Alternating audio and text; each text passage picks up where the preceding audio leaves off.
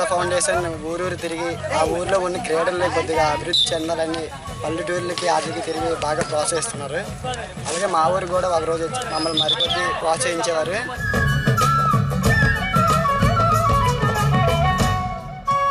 ఆనందపురం గ్రామంలో ఒక పండగ వాతావరణం అనేది కల్పించారు. 70% of Indian population being in rural India. If they do not play, we have a nation which will become stagnant and sick over a period of time.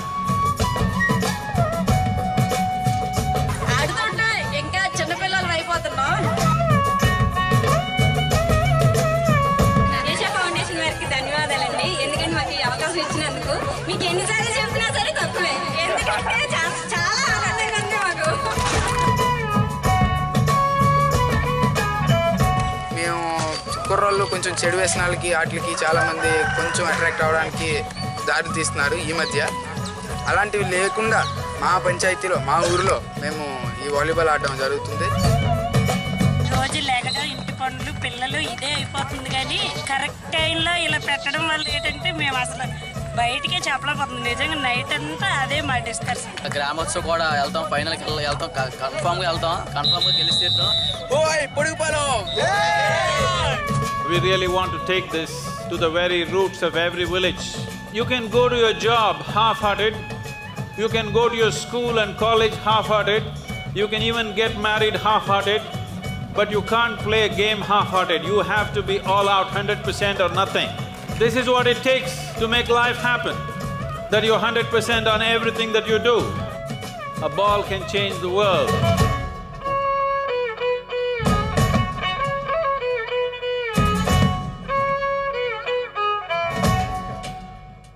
A lot of people talk about destiny. Is there anything called destiny at all?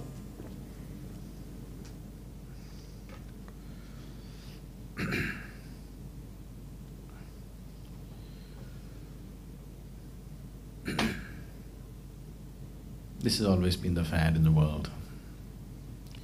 That is, whenever you succeed, it's you. Whenever you fail, it's destiny. Yes. Whenever you're successful with something, you're proud of your success. That means in some way, you're taking the credit for your success, isn't it? Whenever you fail, it must be God's will. It has to be. Or anything that you cannot understand has to be God's will. So many things which were destiny a few years ago is no more destiny, isn't it so? Yes. Suppose you had 4 children and you lost 2 children 100 years ago, it was destiny. Not anymore, isn't it so? Yes or no? Not anymore, isn't it so? Now you know why. 100 years ago, you were young and fine and well, at least you were young, and you suddenly died at 30. It was destiny. If you die today at 30, we know why. You're drinking too much, you're eating not eating properly, you're smoking, you're doing something, we know you're killing yourself. Even when you started, we know you're killing yourself, isn't it? It's no more destiny. 100 years ago, if half the Chennai population did not have water to drink, it was destiny. Now we know who. Isn't it so? So, a lot of things which were destiny are no more destiny. Why? Because your understanding, the scope of your understanding is increasing. As the scope of your understanding is enhanced, more and more things are falling out of the list of destiny and becoming your responsibility, isn't it so? So when I say yoga, when we utter the word yoga, what we are talking about is, it is about becoming a master of your own destiny, to a point where the very process of life and death is in your hands. The very process of life, death and birth also is in your hands. The very womb that you choose to be born in is by choice. To that extent, you can take your life into your hands. As your understanding and perception of life deepens, you will see everything is in your hands. If your understanding and perception of life is very superficial, everything looks like it's happening from somewhere.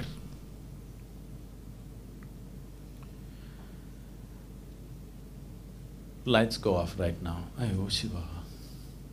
Hasn't been the way? Hasn't that been the way for a long time? Yes or no? Even now in the village it's like that. Lights go off, it's God's doing. Now we know who, isn't it? If you're running a power company, now we know it's you. So, because our understanding and perception of life has been so limited, we have made everything into destiny. What you call as destiny are those dimensions of life which you created unconsciously. Whatever you can create unconsciously, you can also create consciously. If you create consciously, it will not be destiny. If you create it unconsciously, it all seems to be destiny, but it's still your doing. In this country, there has never been any destiny. Destiny business came from elsewhere. In this country, they always told you, no matter what happens to your life, it is your karma. Know what karma means? Action.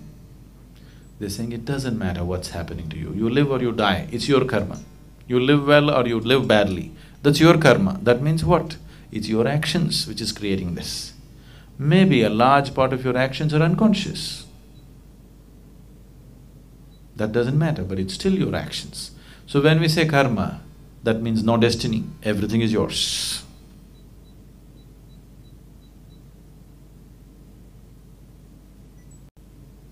We're too much looking at the stars, isn't it? We're too much interested in various other planets except this planet. I hope people paid the same attention to this planet as they're paying to the other planets. It's time we pay some attention to this planet, because how this planet is will decide the quality of your life. How the other planets are will not decide the quality of your life right now. Too much attention is being paid to other planets. There's this line that I often go back to in the Bible about many being called but few chosen. It seems like a very unfair spiritual process, seems like a very undemocratic process. So the line I think is about many being called but few chosen. I would say many being called but few choose. Few choose to really come. It's not few are chosen, just a few choose to take the step. People ask me how many steps. Just say, I tell them take one step. And there is only one step. You have taken 1,000,000 steps outward, just one step inward, that's all it takes. But you can't take a step inward like this, you have to turn around and take it. But you're not willing to turn around because you made investments on the outside. It is not that if you turn inward, you lose the outside, it is not so. It is an uncalled for fear. And once again, this fear has been nourished by all kinds of misinterpretations of spirituality. People have always told you if you turn spiritual, you will leave everything and go away. If you turn spiritual, your residence has to be in a Himalayan cave along with the rodents. It cannot be in Bombay. Yes. So an inward step has nothing to do with Himalayas or with Mumbai. It's got nothing to do. Mumbai and Himalayas is a choice of residence, that's all. That's an outward thing, it's nothing to do with your spirituality at all. You like to live in the mountains, fine, it's up to you. It has its advantages and disadvantages. You like to live in Mumbai, it has its advantages and disadvantages, isn't it? It is just that for a long time, all those people who wanted to… because there was no process of divorce in India, a lot of people chose spirituality as a way to leave their family, okay? Because there was no honorable way of leaving your family unless you said, I'm going spiritual. So, it's an excuse that a lot of people have used for a very long time. I don't think now you need an excuse, do you? But I don't find my inside a very nice place. You have never seen your inside. What you are right now calling as inside is your mind. Your mind is not inside. Your mind is just society's garbage bin, isn't it? Everything in your mind you picked up from outside. Everything that is in your mind is just what you've been exposed to, isn't it so? isn't it so? So your mind is not inside, your mind is outside. Processing also. We do some processing of that garbage. You do some processing. I choose to come and sit and listen to you, but I won't choose to go and Yes. come and listen to See, you have no choice about what you take in. You have choice about what you make use of and what you don't. Yes? But even that choice is not really a choice, because that choice is also set up by something else that's gone in earlier. So you really have no great choice about it. Everything, the content of your head and the content of your body, both were collected from outside, isn't it so? You understand what I'm saying? This body you slowly accumulated. How? Just by eating food, isn't it? The content of your mind also you accumulated, just by your exposure and the impressions of what enters you through the 5 agencies. And these 5 agencies that you're using to collect the impressions of life around you, they are not reliable at all. When I say they're not reliable, one thing is, people have always told you, seeing is believing. Seeing is not believing, you know very well, everybody sees what they want to see, isn't it? Does everybody see the same thing? No, everybody sees what they want to see. Everybody does not see what is there. And going more fundamental into the very process of vision itself, even that's not reliable. Why is this so? That even something so fundamental is questionable is, sense organs were opened only to serve survival. They are sufficient instruments of survival. But if you're seeking something beyond survival, now you're talking enlightenment, which is not a survival process. Once you're looking at something beyond survival, then sense organs are no good. You have to have another dimension of perception. So the whole process of spirituality is just about enhancing your perception. Unfortunately, if I use the word spirituality, people think they'll have to do Ram Ram or go sit in the temple or in the church or mosque, or they have to give up their food or they have to give up their clothing or something. It's not about that, it's about enhancing your perception. The only way to know is by enhancing your perception. Everything else is just belief, isn't it? And what you believe is immaterial, because if we work hard enough on you, we can make you believe any damn thing. We know that very well. We just have to work hard enough on you. We can make you believe the weirdest of things in the world if we work upon you right from your childhood, isn't it so?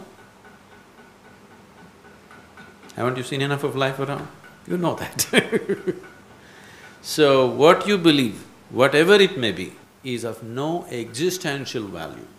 It may have social value. When you talk about enlightenment, you are not talking about social or personal dimension of life. You're talking about an existential dimension of life. If you have to be open, if you have to know life in an existential way, the only way is to enhance your perception, not by thinking it up, not by philosophizing, not by discussion, not by believing. Only with enhanced perception can you receive life, can you know life. There is no other way to know life. So enlightenment means a heightened level of perception in an ultimate way. If your perception is full on, you receive everything that can be received and know life in its totality. We would call that enlightenment. Now that you asked, how does it feel? Let me try to work around that.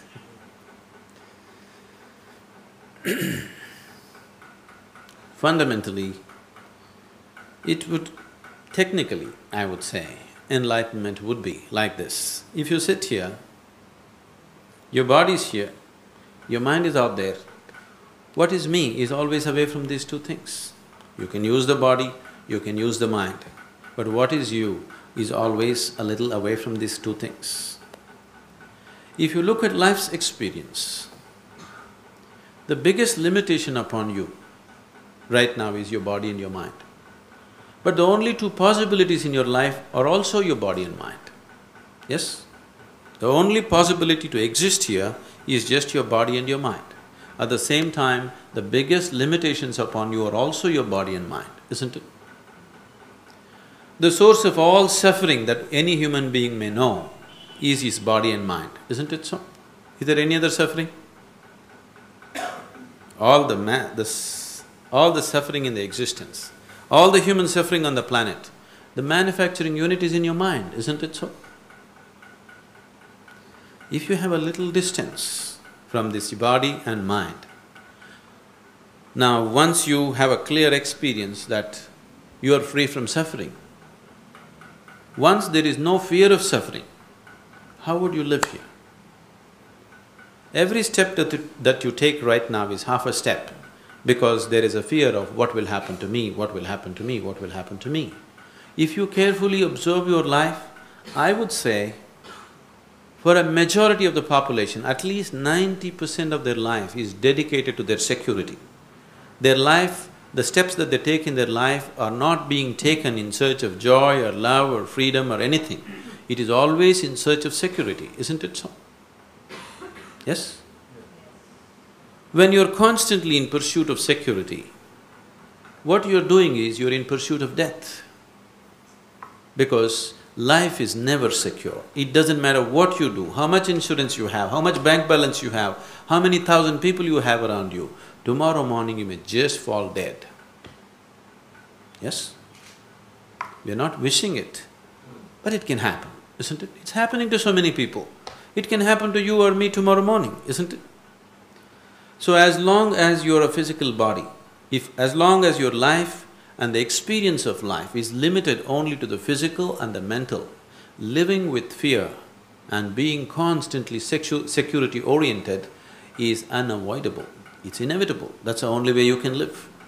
So if your experience of life transcends the limitations of the physical, now physical and mental are there in your life, but you are never a part of it. You can use it, you can enjoy it, but you never become that. If this freedom is attained, can you imagine how you will live? Unbridled life, isn't it? You can play with life any way you want, but life cannot leave a single scratch upon you. Is that a good description of enlightenment? Is it worthwhile? It sounds right. Huh? It sounds frightening also. Frightening what? When you're enlightened, does that person become like vapor? Like you begin to see that… you begin to see that everything is like Maya and illusion and you know, everything fades, and people who… if someone you love gets enlightened, would they also see that you're meaningless and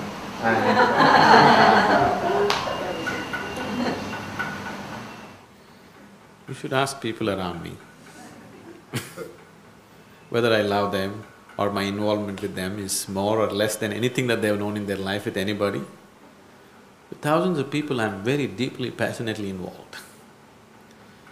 If you're free from suffering, if you're free from the fear of suffering, would you hesitate to involve yourself in life, or would you throw yourself into life? Right now you're hesitating. Right now most of you are made like this. If somebody suddenly smiles at you on the street, you hesitate. Why is this man smiling at me? Because you're afraid what would be the consequence of that. Fundamentally you're afraid tomorrow it may hurt me, tomorrow something else may happen to me out of this, isn't it? So you're constantly hesitating to involve yourself with life simply because of fear of suffering. If fear of suffering is taken away, you could give yourself absolutely to everything around you, isn't it? So this way, would you love more or less, love less? Would you love more or less? Difficult to imagine, but logically from what you've said, yes. See, I can only speak logically to you. Do you want me to speak another language which is not logical? Yes. We don't mind… I mean, I have no problem with fuzzy. But I have a problem but with still logic. If the world Fuzzy is logic. organized like that, is it organized? If it's illogical, then I don't mind illogical, but is it illogical? See, logic means to carry on any kind of logic, you need two. You need you and me to have a logical speech. When you say enlightenment, you're talking about one. Now, the modern science is a logical development. But today, physics has reached a point where it's no more logical, because the scientists have made too much investment in logic and they're unwilling to admit that they're turning illogical, they're giving the name fuzzy logic to their illogical nonsense. They're afraid to admit that they're logical ways have no further scope to pursue science. That's the reason these kind of words have been coined. If you're fuzzy, how can you be logical, tell me? To be logical, you must be like a knife, isn't it so? Yes or no? If you want to be logical, you must be like a knife, cutting everything into pieces. If you're fuzzy, how will you be logical? So fuzzy logic itself is illogic, isn't it so? The very terminology is illogic. So right now, science is beginning to realize that logical way of approaching things is limiting. It cannot take you beyond a certain point. It's a good realization. But they have made so much investment in the logical, they're afraid to turn around and say that or do something else, because then all that you've worked on may become meaningless, like you're saying, it may become Maya. So if it is Maya, what's your problem seeing that? I have not said this, okay, this is not my statement. I am saying, in truth, if suppose person next to you is just a bubble of air, what is your problem in seeing it that way? Because you made an investment, isn't it? Yeah, actually. If you're a vested interest, you shouldn't talk about enlightenment. If you're a seeker, wanting to know what is true, only then you should talk about it. Now if you're telling me, even if this person is just a bubble of air, I would like to think he's made of gold, then I'm fine with you. I'm fine with you as a friend, but I won't talk enlightenment to you, because you have no intention like that. You have no intention of seeing life just the way it is. Why are we afraid of seeing life the way it is? You think the way creation is not as good as the way you have imagined it? That's a foolish idea, because you are just a piece of creation. Whatever you are imagining about life, the way creation is must be far more beautiful than the way you are imagining it, isn't it? Because you are just a tiny speck of creation. If you can think up so much, what created you must be much, much more, isn't it so? At least is it logical to see it that way? And I see my mind as a fractured, fissured place with great capacity for violence. And therefore, extrapolating from that, my inventor could well have been demented, and the whole world, the whole of creation might not be benevolent, and that frightens me. And that's why I want him to be not a bubble of air. Now, you need to understand this. Only the fundamentals of life were created by whatever you refer to as the creator. The rest of it is your creation. If you have a demented mind, that is definitely your creation. You already told me that no matter what information gets into me, I still have a choice of processing it the way I want. So right now, if it has processed itself to a corner where it's become violent, whose creation is this? Whose creation is this? It's your creation, isn't it? So it's got nothing to do with the creator as such. Whatever the existence right now around you, whatever you have seen, whatever created this, is it far beyond your intelligence and imagination? Yes? Is it well beyond it? Even a single atom, is it well beyond your perception and understanding and intelligence right now? Yes or no? So, such a magnificent creation that you can't even understand a tiny bit of it properly, could it be wrong? This right and wrong is your idea, isn't it? The only right thing to do is to be in tune with the existence and the creation, isn't it? Now, you are not living in the world, you are not a living being, because 95% of the time, you're only thinking about life, you're not living life. Whatever you're thinking, you're beginning to believe is life, unfortunately. What you think is not life. What you think has nothing to do with life. You can think whatever you wish to, but it has nothing to do with life as such.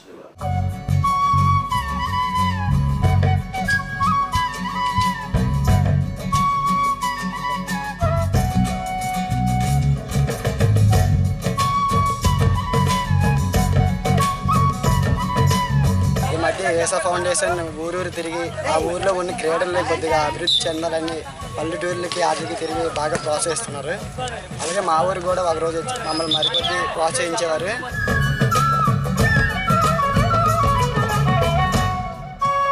Anantapuram గ్రామంలో ఒక పండగ వాతావరణం అనేది కల్పించారు. 70% of Indian population being in rural India. If they do not play, we have a nation which will become stagnant and sick over a period of time. ఆడుతుంటే ఇంకా చిన్నపిల్లలు అయిపోతున్నాం. ఈషా ఫౌండేషన్ వారికి ధన్యవాదాలండి. ఎందుకంటే మాకు ఈ అవకాశం ఇచ్చినందుకు. మీకు ఎన్నిసార్లు చెప్పినా సరే తక్కువే. ఎందుకంటే చాలా ఆనందంగా ఉంది మాకు. మేము కుర్రోళ్ళు కొంచెం చెడు వ్యసనాలకి వాటికి చాలామంది కొంచెం అట్రాక్ట్ అవ్వడానికి దారి తీస్తున్నారు ఈ మధ్య. అలాంటివి లేకుండా మా పంచాయతీలో మా ఊరిలో మేము ఈ వాలీబాల్ ఆడడం జరుగుతుంది. రోజు లేకడం ఇంటి పనులు పిల్లలు ఇదే అయిపోతుంది కానీ కరెక్ట్ టైంలో ఇలా పెట్టడం వల్ల ఏంటంటే మేము అసలు బయటికే చెప్పలేకపోతుంది. నిజంగా నైట్ అంతా అదే మా డిస్కషన్. గ్రామోత్సవం కూడా వెళ్తాం, ఫైనల్కి వెళ్తాం, కన్ఫామ్గా వెళ్తాం, కన్ఫామ్గా గెలిచి తీరుతాం. We really want to take this to the very roots of every village. You can go to your job half-hearted, you can go to your school and college half-hearted, you can even get married half-hearted, but you can't play a game half-hearted. You have to be all out 100% or nothing. This is what it takes to make life happen, that you're 100% on everything that you do. A ball can change the world.